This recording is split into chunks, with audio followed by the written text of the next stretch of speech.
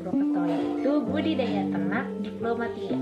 Nah, di video kali ini aku mau mengedukasi teman-teman semuanya buat bisa ngolah produk peternakan yang ada di rumah tanpa harus ribet-ribet keluar rumah. Pokoknya diam di rumah, bahan yang ada kita bikin produk peternakan yang bergizi tinggi.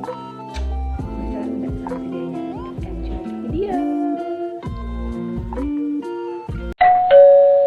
How to make an ice cream. Oke, di sini aku akan tunjukin alat-alat dan juga bahan yang diperlukan untuk membuat es krim. Yang pertama kita butuh mangkok, yang kedua kita butuh mixer, terus kita butuh cup es krim. Dan untuk bahan-bahannya di sini aku pakai Han Ice Cream Mix Strawberry Instant yang bisa dibeli di Indomaret contohnya. Terus aku juga punya berbagai topping dan gak lupa juga ada air mineral. Kita pakai 150 ml aja. Cara pembuatannya kita buka dulu, terus kita masukin semuanya. Maaf ya, ini aku pakai tangan mamaku karena aku sibuk ngerekam. Kemudian ini dimasukin juga airnya 150 ml aja, alias 3/4-nya aja ya. Kita masukin 3/4-nya. Kemudian kita langsung mixer semuanya pakai kecepatan penuh selama kurang lebih 3-5 menit. Pokoknya nanti tuh bakal ada tanda-tandanya kalau es krimnya itu udah mulai jadi. Nah, kalau adonannya udah mengembang kayak gini, artinya kita udah bisa berhenti buat nge-mixernya. Langsung aja dimatiin mixernya ya. Cek, ya mati. Terus kita masukin ke dalam kulkas, kita diamin selama kurang lebih 8 jam sampai dia membeku. 8 jam. Iya. Dan inilah tampilan es krimnya sudah jadi. Selamat mencoba ya teman-teman. Ini enak banget loh. Cara membuat telur pindang. Untuk bahan yang pertama ada 5 butir telur ayam ras, ada 1,5 ons garam, kemudian ada 1,5 ons daun jambu merah, dan juga ada air. Untuk alat-alatnya ada panci, ini aku pakai panci yang ukuran besar ya, biar muat. Kemudian yang pertama caranya kita rebus dulu daun jambunya, kita masukin ke dalam air yang udah ada di dalam panci. Kita rebus sampai mendidih dan warna airnya tuh berubah menjadi coklat kemerahan. Oh ya, ini aku udah cuci tangan ya, jangan khawatir. Nah, kita langsung rebus, dan jangan lupa masukkan juga garamnya, dan jangan lupa diaduk-aduk. Diaduk-aduk sampai mendidih. Pokoknya ini harus sabar banget, semua garamnya harus teraduk rata, kemudian daunnya juga harus terendam oleh air, jadi airnya bisa cepat berwarna merah kecoklatan gitu. Nah, bahan itu kita rebus semuanya pada api besar hingga mendidih sebelum telurnya dimasukkan. Kita tutup ya.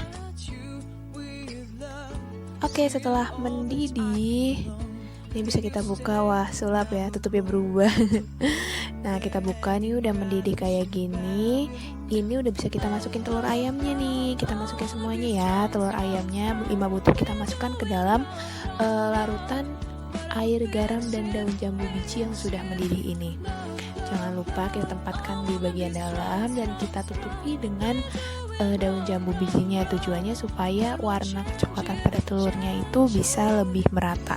Ini akan kita rebus selama kurang lebih 10 menit ya. Setelah 10 menit direbus, kita diamkan dan kita rebus lagi selama 10 menit. Tadi didiamkannya selama 8 jam. Nah, kalau ini udah kita rebus lagi nih selama 10 menit, kita ulangi lagi nanti tahapan ini untuk didiamkan selama 10 jam, kemudian direbus lagi. Nungguin ya. Nah, setelah melewati proses panjang nih, akhirnya jadi juga deh telur pindang ala Kentri.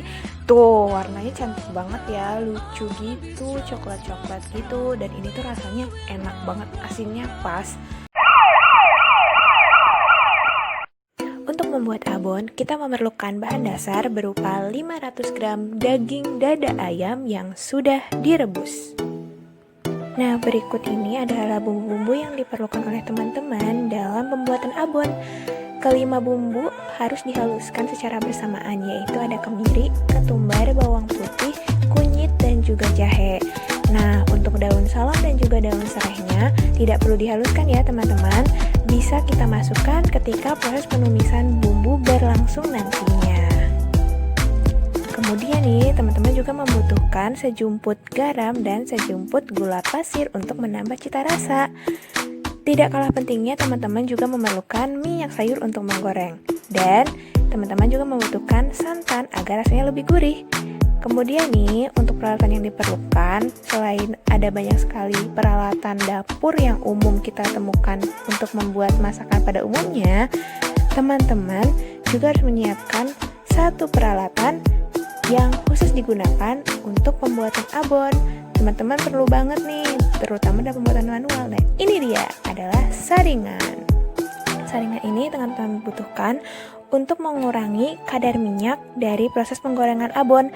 Teman-teman bisa menggunakan jenis saringan yang lainnya ya. Di sini aku menggunakan saringan untuk menyaring air pada proses pemasakan nasi, tapi nggak apa-apa sih, hehehe.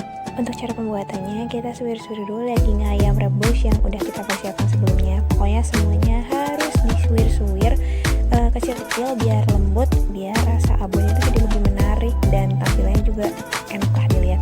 Dan ya, 1, 2, 3, transisi. Nih, udah mulai selesai nih. Setelah itu kita panasin minyak untuk menumis bumbu yang sudah dihaluskan. Jangan lupa ya diaduk-aduk biar bumbunya nggak gosong. Tumis sampai bumbunya mengeluarkan aroma yang sedap banget.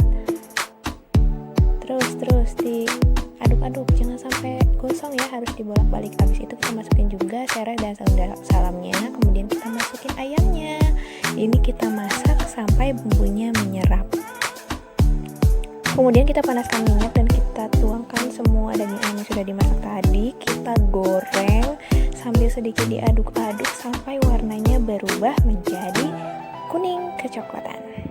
Setelah itu kita masukkan ke dalam saringan yang udah kita persiapkan. Kemudian kita press secara manual. Aku pakai tangan aja, jangan lupa cuci tangan ya teman-teman. Kita press sampai minyaknya keluar. Emang sih nggak banyak karena kita tidak menggunakan spinner atau mesin press, tetapi ini juga sudah cukup membantu. Setelah di press kayak gini, jangan lupa abonnya kita tiriskan lagi untuk kedua kalinya supaya kering merata. Habis itu, yuk kita plating. Nah, udah jadi nih abonnya, siap dinikmati dengan nasi hangat. Rasanya gurih dan juga manisnya pas. Teman-teman bisa ikutan buat ya. Dah, gimana? Teman-teman pasti bisa kan ikutin semua resep yang udah aku buat sebelum ini. Maksudnya di video ini. Teman-teman pasti bisa kan? Nah, buat teman-teman jangan lupa ya, tetap di rumah aja, stay healthy and stay safe. Terima kasih.